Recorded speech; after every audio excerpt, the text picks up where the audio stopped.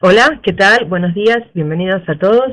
Ahora sí, vamos a empezar con este nuevo seminario de la serie que estamos haciendo desde comienzos de este año sobre análisis técnico. Buenos días a todos, bienvenidos. Como siempre es un gusto estar con ustedes y compartir este espacio que nos presta FX Street para hablar un poquito sobre el mercado, ¿sí? Voy a poner un gráfico de fondo. La idea hoy es hablar un poquito de algunos indicadores o osciladores técnicos, entre ellos las bandas de Bollinger y el CCI y el RSI, y ver cómo podemos combinarlos para llegar a una operatoria fácil, práctica y que a la vez sea filtrada con algún indicador que nos permita limitar las probabilidades de pérdida. Si bien vamos a empezar viendo cada uno de los indicadores por separado para entender cómo trabaja cada uno, después intentaremos plantear algún tipo de estrategia para utilizarlos combinados y si bueno, no nos da el tiempo hoy seguiremos en la próxima sesión, ¿verdad?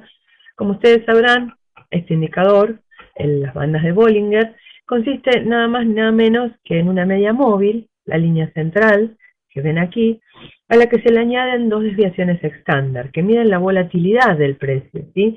Formando de esa manera una especie de túnel que guía el movimiento del precio.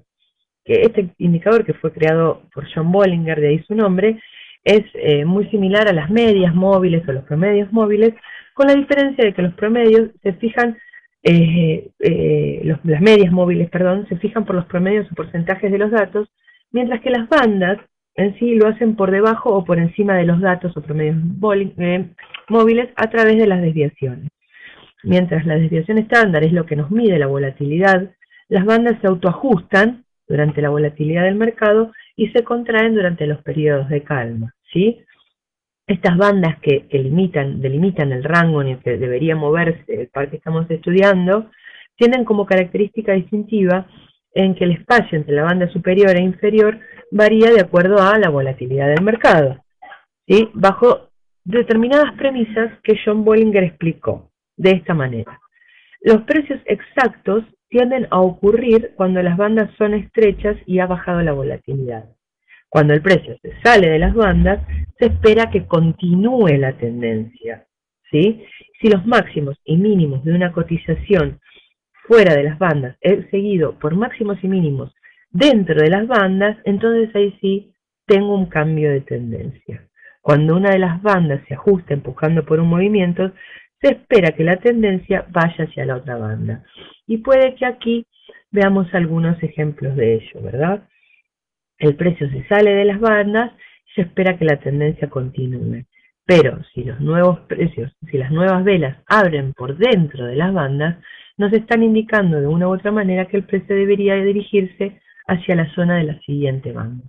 Yo, personalmente, como algo un poco más conservador, recomiendo cuando uno opera con las bandas de Bollinger, por ejemplo, aquí tenemos otro pico de precios que se sale de las bandas y una vela que hable dentro posteriormente, recomiendo buscar un objetivo en la banda media de las bandas, ¿sí? No irse a buscar el otro extremo. Es un objetivo más conservador, pero estadísticamente más redituable. Es más probable que luego de abrir dentro, de haber hecho un intento de quebrar, como en este caso, o en este caso, o en este, quebrar la banda superior, ¿sí?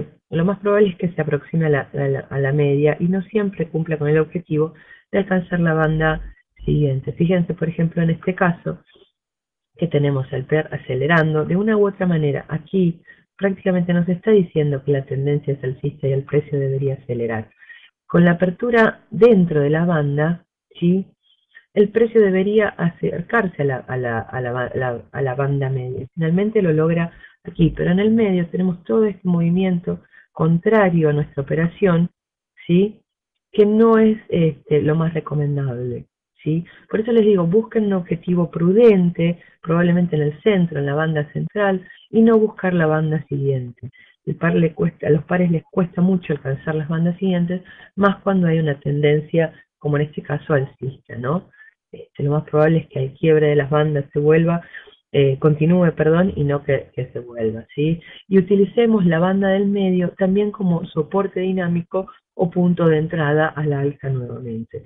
Si vemos que el par alcanza el objetivo de la banda media y no es capaz de abrir una nueva vela por debajo del promedio, lo más probable es que reintente un nuevo rally alcista, como se está viendo claramente que viene ocurriendo en estos días, particularmente en el euro. ¿Sí? Voy a mirar, ok, no hay ningún comentario ni ninguna pregunta hasta ahora.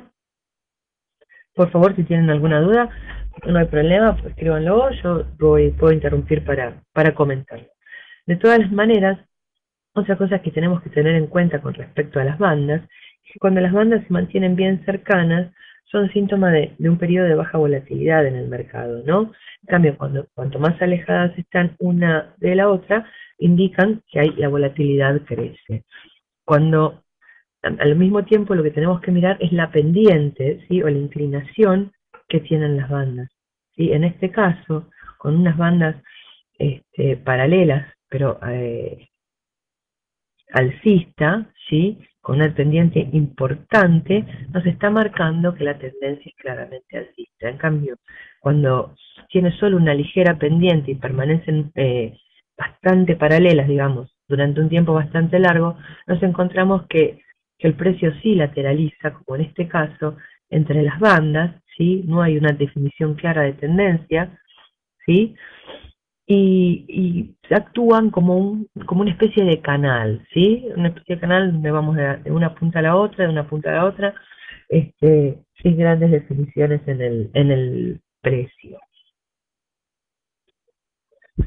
Esta conducta que se repite regularmente en los mercados como los que estamos viendo ahora, que están atravesando una fase de consolidación, lo que podemos hacer con bastante confianza es utilizar los toques de las bandas superiores e inferiores para intentar nuevamente operaciones en sentido contrario, ¿sí? Fíjense que colocando stops eh, cortos de no más de 20 o 30 puntos por encima o por debajo del precio de la banda, obtenemos resultados bastante redituables trabajando con el euro. Si bien yo suelo utilizarlas más con el par libra-dólar, donde también se ven resultados importantes en los gráficos diarios, ¿sí? El par lo respeta mucho, la libra-dólar respeta mucho las bandas de Bollinger, también es de buena aplicación en los pares del euro. En definitiva, las bandas sirven para ubicar el precio dentro de un rango relativo, ¿sí? Y este rango relativo se mide en relación a la evolución pasada de los precios. Puede ayudarnos a determinar si el valor está o no volátil y permite obtener niveles de precios y determinar si el valor en esta zona de soportes o resistencias podrá o no rebotar o quebrar y establecer una nueva tendencia. ¿Se entiende lo que digo? ¿Hasta aquí me siguen? Bien, Terracota nos pregunta qué configuración tienen las bandas y lo vamos a mirar a través del mismo MetaTrader. Fíjate que se basan en una media móvil 20, simple de 20, si aplica el cruce, con una desviación estándar de 2. La desviación estándar, si bien se puede modificar, todos los valores se pueden modificar, yo veo que con esta configuración, que es la estándar que viene para como se dice, para la que viene por default, digamos, perdón, es muy útil en gráficos de 4 horas o de día, ¿sí? Y relacionado con eso, Nico nos pregunta en qué time frame funcionan las bandas, si es válida para cualquier tipo de time frame, lo mismo que Olivia, bien, por eso mismo les digo, la verdad es que viéndolas en gráficos mayores, uno ve que trabajan un poquito mejor. Cuando nos pasamos a gráficos, miren acá, pasamos a 15 minutos, ¿sí? Vemos que las bandas, que los precios se salen de la banda con bastante facilidad, ¿sí? Y no son tan útiles. Fíjense, por ejemplo, aquí, ¿no? En este caso, a ver si nos podemos aproximar a esa zona, ¿no? Estamos en 15 minutos. Nos da bastantes señales falsas porque si bien, fíjense que abre la banda la vela, perdón, por fuera de la banda, lateraliza, no genera un nuevo máximo relativo y abre la siguiente vela por dentro de la banda, dándonos de alguna u otra manera una señal de venta hacia la banda media. Fíjense que prácticamente cuando alcanza la banda media estamos en el precio de entrada, ¿no? Que lo máximo que nos da es un rally de 10 puntos a favor. La verdad es que no es un operador que un indicador que yo sugeriría para utilizar contra tendencia en gráficos pequeños.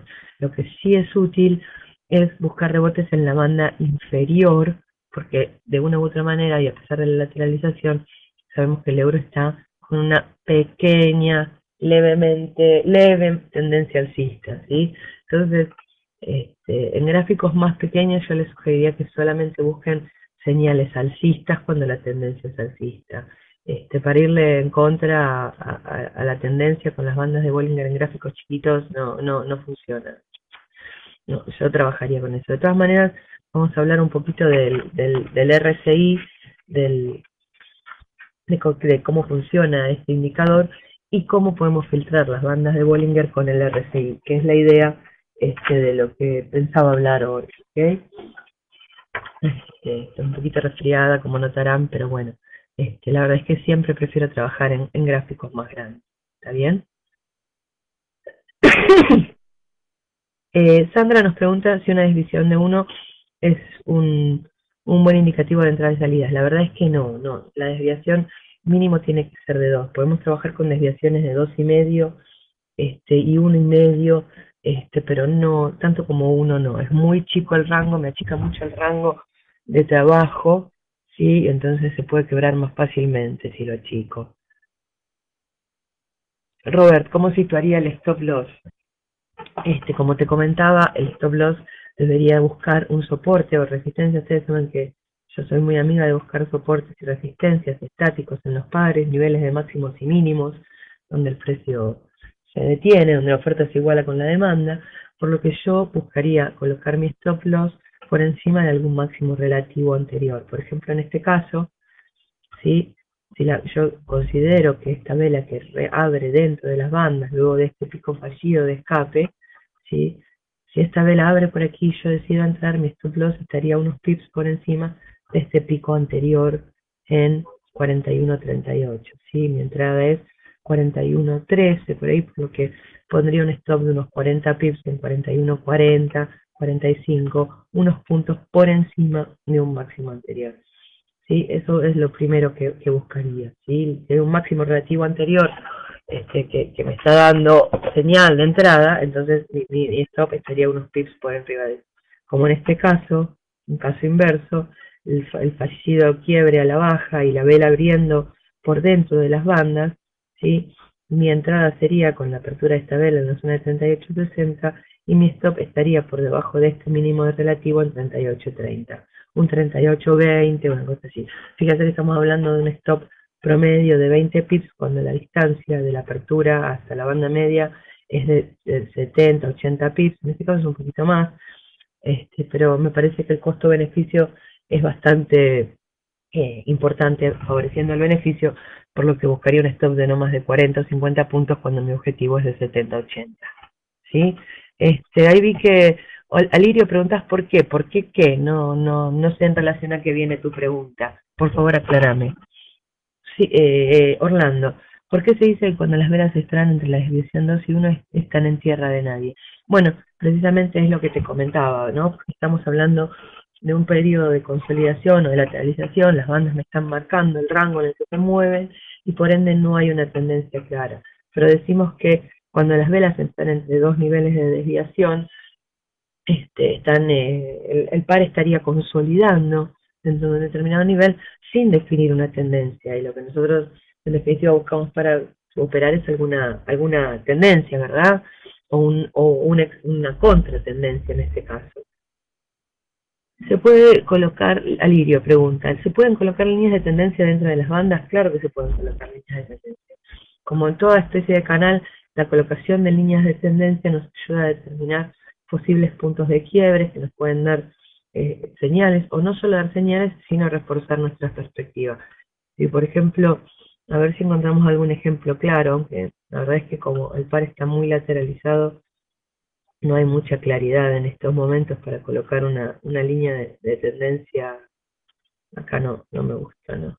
Una línea de tendencia clara. Pero sí, las líneas de tendencia son útiles, ni hablemos. Por ejemplo, bueno, no, tampoco tiene sentido colocar esta línea en relación a las bandas, ¿no? No hay relación. Lo que yo quisiera mostrarles es, a ver, por ejemplo, si colocamos una línea aquí, ¿sí? En esta zona que tenemos varios máximos, el quiebre del precio de la línea, ¿sí? Podría reforzar mi operación alcista o favorecerla más, favorecer mi perspectiva de entrada al alza y favorecer una continuación de la tendencia. Pero sí, la idea es que cuando operemos, no importa qué herramienta utilicemos, tratemos de utilizar no más de uno o dos filtros, porque si a las bandas les agregamos un indicador y líneas de tendencia, que otro indicador y un Fibonacci, cuando entramos a utilizar más de 4 o 5 herramientas en un solo gráfico, ahí es donde empezamos a tener problemas de claridad en cuanto a la posibilidad, a buscar una entrada plausible, ¿verdad? Terracota, Valeria, ¿en qué gráfico tienes? ¿Es en tiempo real? Este gráfico de 4 horas sí es en tiempo real. La verdad es que yo trabajo con gráficos de 4, 1 hora y 30 minutos. En general busco en los gráficos grandes las probables tendencias del par, puntos de rebote, puntos de soporte y resistencia, como en este caso, a través de las bandas o a través de alguna otra herramienta. Y después opero en gráficos un poquito más pequeños, ¿sí? Bueno, si no hay más preguntas, vamos a empezar a hablar un poquito del RSI, que es el otro indicador que les quería comentar hoy, para combinarlo con las bandas de Bollinger, ¿ok? El RSI, o indicador de fuerza relativa, como ustedes saben, es un indicador que aquí, en definitiva, lo que mide es la fuerza del mercado, ¿sí? Y que actúa con la oferta y la demanda. Es un indicador muy similar al momentum, nos dice la velocidad y la fuerza de una tendencia, y a la vez nos marca con las líneas o los niveles estándares que trae incluidos de 70 y 30, niveles de sobrecompra o sobreventa para el par bajo análisis. El RSI se expresa en porcentajes, es decir que es un indicador que se mueve entre el 0 y el 100%, siendo 50 una zona media neutra, en donde diríamos que la fuerza de la demanda y de la oferta se equilibran, ¿sí? En definitiva, este indicador suma las cotizaciones de sesiones al alza y las divide por la suma de las cotizaciones de sesiones a la baja, ¿sí? En la cantidad de sesiones, en este caso que estamos calculando, son 14, que es lo que viene por default. Si bien yo a veces modifico este valor para algunos determinados pares, la verdad es que con el 14 funciona bastante bien, sobre todo en gráficos grandes y pequeños para el euro, ¿sí? Yo he encontrado que con el RSI podemos combinarlo con otros muchos indicadores para poder operar técnicamente un par en gráficos tanto grandes como pequeños. Como les decía, este indicador oscila entre el 0 y el 100%, y en el 50 estamos en la zona neutra, ¿no? Y ahí es donde entendemos que la fuerza de la demanda y de la oferta se equilibran y no hay ninguna tendencia definida. En cambio, cuando el RSI se aleja de esa zona central o neutra y se aproxima tanto al 100, que es el tope superior, estamos diciendo que la fuerza de la demanda es mayor a la de la oferta, y cuando el RSI está cerca del borde inferior, decimos que perdonen, decía que cuando se aproxima al tope superior, o sea, la línea de 100, indica que las fuerzas de la demanda son mayores a las de la oferta, y cuando, por el contrario, al revés, la oferta es mayor a la demanda, ¿sí? Cuando se producen estas situaciones se dice que el par que estamos viendo está sobrecomprado o sobrevendido, ¿sí? Dependiendo del nivel que haya alcanzado. Sobrecomprado por encima de 70, sobrevendido por debajo de los niveles de 30, ¿sí? En la práctica, en el gráfico, se marcan estas líneas horizontales con respecto al centro, ¿sí? Y se considera que el RSI sale de la zona neutra y baja a la zona de compra o sube a la zona de venta, ¿sí? Nosotros decimos que cuando el par está sobre comprado deberíamos vender, y por el contrario, cuando está sobrevendido deberíamos comprar, ¿sí? Por ende, este indicador nos ayuda a definir puntos de entradas cuando nos dice que está sobrevendido o sobrecomprado, pero más importante es mirar los cambios de tendencia del mismo cuando en la gráfica vemos picos en el RSI por arriba o por debajo de esto, que nos pueden indicar el final de una determinada tendencia bajista o alcista, y que, por ende, la cotización ha hecho un mínimo o un máximo relativo de importancia, ¿sí? Yo les cuento cómo trabajo yo con el RSI. La verdad es que yo suelo mirarlo en múltiples time frames al mismo tiempo, ¿sí? Si en 4 horas me alcanza, como en este caso, una zona de sobrecompra, ¿sí? Y fíjense que efectivamente a partir de ahí el par comenzó una corrección, yo lo que tiendo a hacer es, vamos a marcarlo para verlo en gráficos más pequeños, es revisar en el resto de los time frames en qué estado está el RSI. Fíjense que en este caso el par habría alcanzado un estado de sobrecompra tanto en 4 horas como en 1 hora, como en gráficos menores, ¿ok? Entonces, este indicador, fíjense que en este máximo que hicimos, que tuvimos en 42.40, el indicador me estaba marcando que el par se encontraba en un importante estado de sobrecompra prácticamente en todos los timeframes a partir de 4. Por ende, al ver el indicador, o cuando el indicador llega a esos niveles, me está dando una señal de venta, ¿sí? El tema es que, por ejemplo, una cosa es verlo ahora, ¿sí? Es decir, alcanzó un máximo en 42.40, y otra cosa es ir viéndolo en estos gráficos, ¿no? Que nosotros vemos que ya me daba señales de sobrecompra en gráficos de 30 minutos ya en la zona de 42.17, 42.15, en estos primeros máximos que hizo acá, ¿no? Ya me está dando señal de que está sobrecomprado. Entonces, ¿cómo determino yo mi punto de entrada? ¿Cómo busco yo dónde entrar? Si también en gráficos menores como 15 y 5, a ver, vamos a ver si encontramos la línea en 5, okay. ¿Cómo hago yo para determinar la entrada? ¿Sí? Si a pesar de estar sobrecomprado en gráficos pequeñitos, el par continúa subiendo y no es común verlo alcanzar estados de sobrecompra en gráficos de 4 horas. Bueno, por eso mismo yo les digo que busco máximos y mínimos relativos o zonas de sobrecompra o sobreventa. La verdad es que antes de decidir buscar una corrección, ¿sí? Yo espero al menos ver alineados 5, 15 y 30, ¿sí? Los tres en estados de sobrecompra, y para confirmar la operación, ¿sí?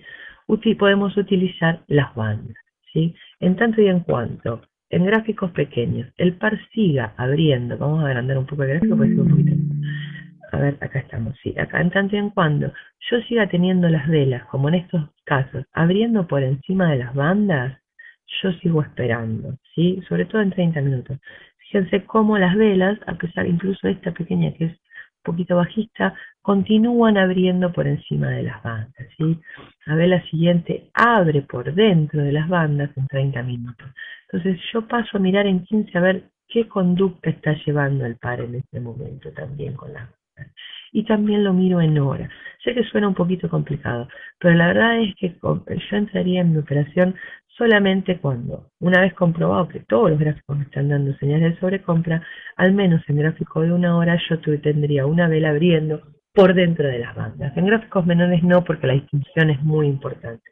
Entonces mi punto de entrada sería la zona de 42.20, ¿sí? La primera vela que abre en gráfico de hora por dentro de la banda, con el stop por encima de ese máximo relativa, y buscando una aproximación a la banda media, al nivel que la banda media tiene en ese momento.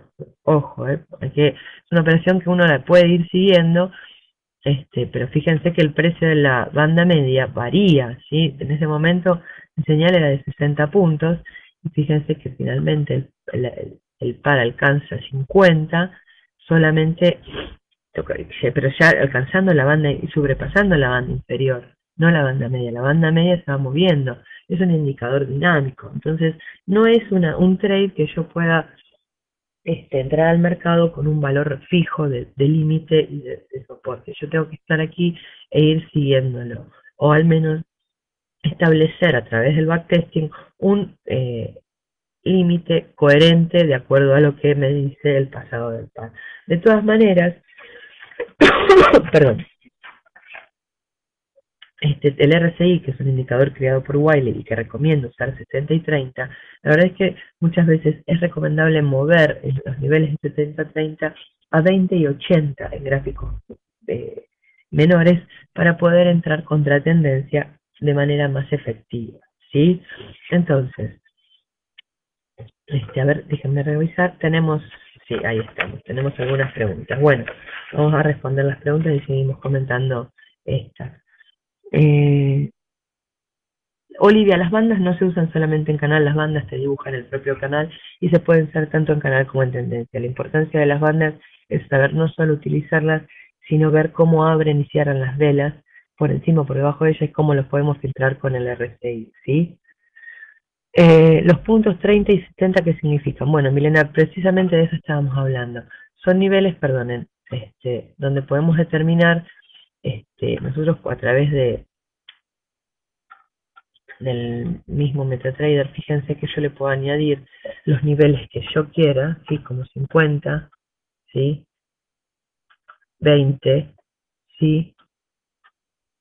Y 80. Bien, bien. Ahí como pueden ver, le he agregado distintos niveles, ¿sí?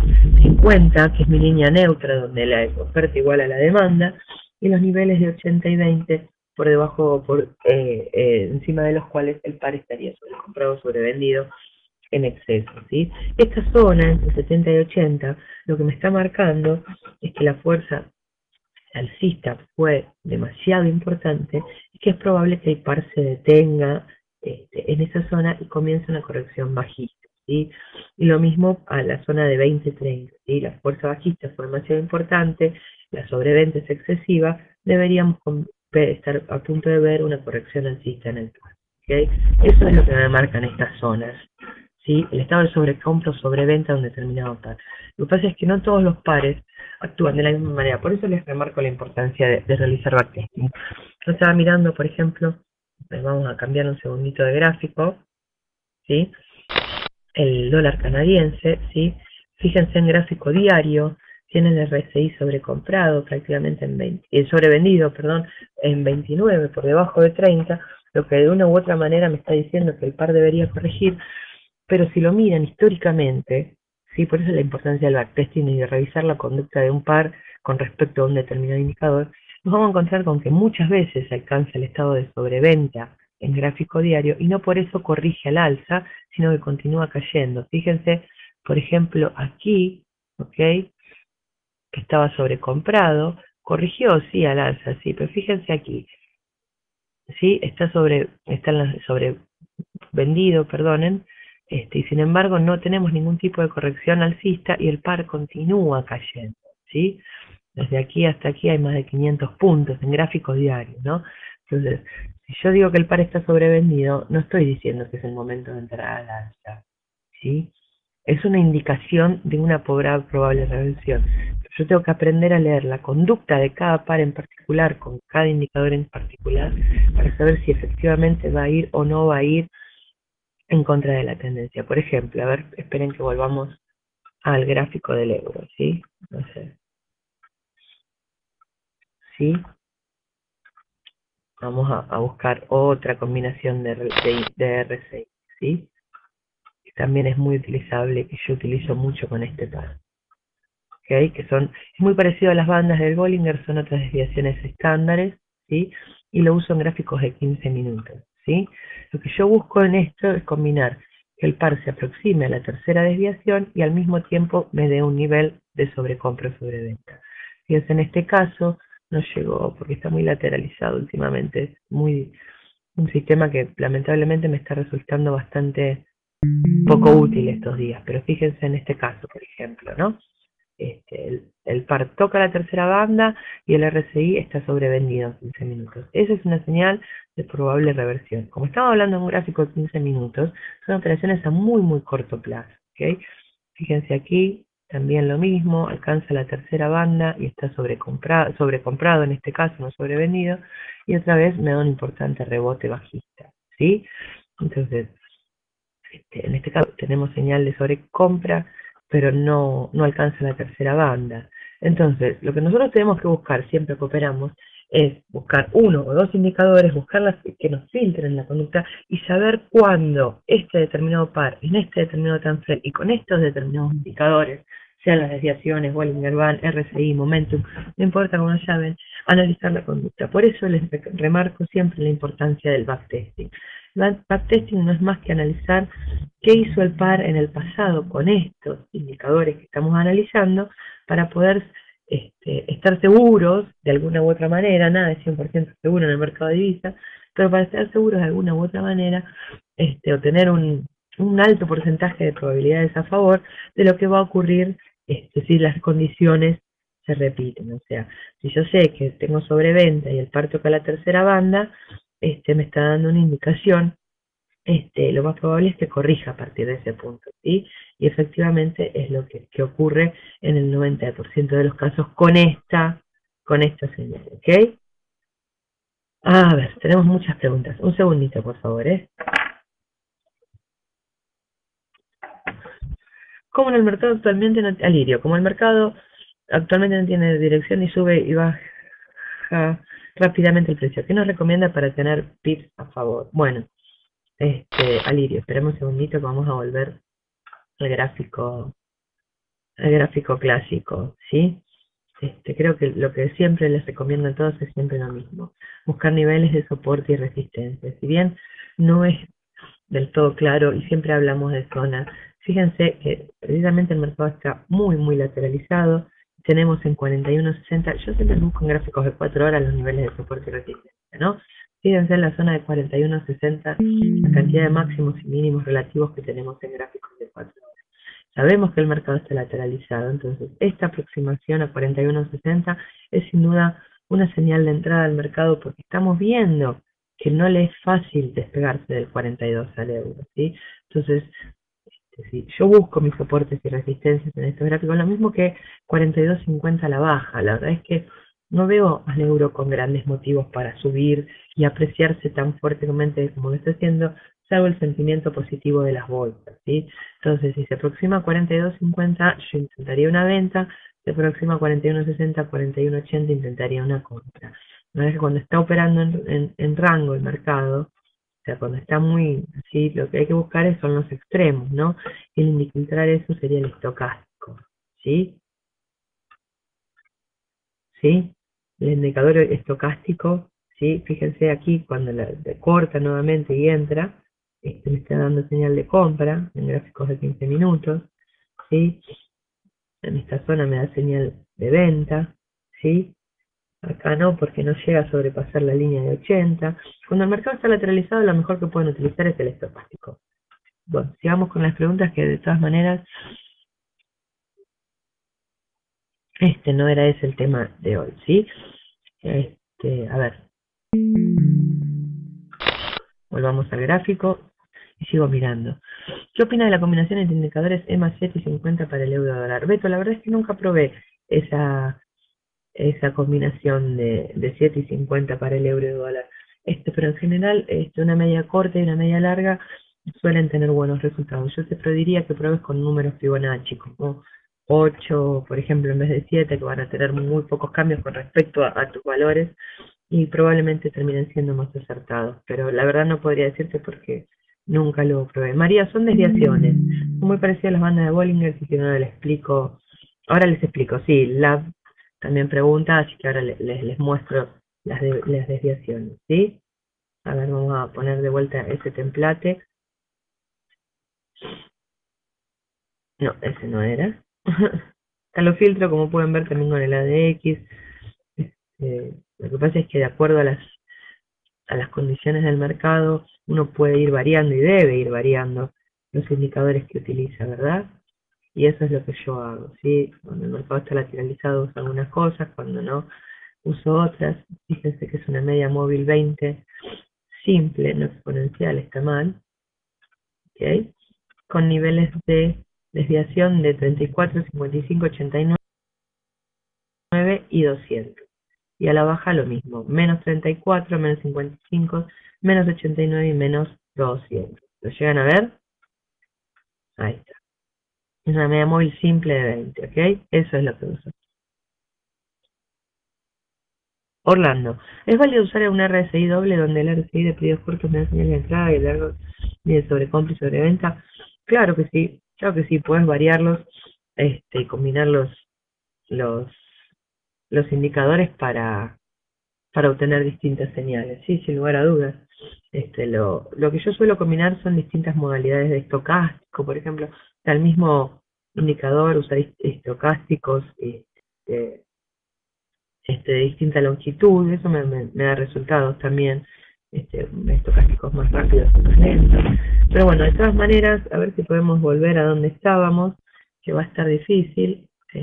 Bueno, a preparar un nuevo gráfico, con lo que les quería comentar con respecto a las bandas de Bollinger y el RSI. Que fíjense ahora en el gráfico de una hora que estrechas están las bandas y que poco claro es el movimiento, ¿sí? Lo que yo les quería comentar con respecto a cómo combinar el RSI con las bandas de Bollinger es que cuando el precio acelera, quiebra las bandas, no sabemos si estamos ante un cambio de tendencia y una aceleración alcista, ¿sí? O es probable que haya una corrección. Entonces, como les decía, yo lo que busco es filtrar esa lectura con el RSI con una apertura de vela por dentro de las bandas.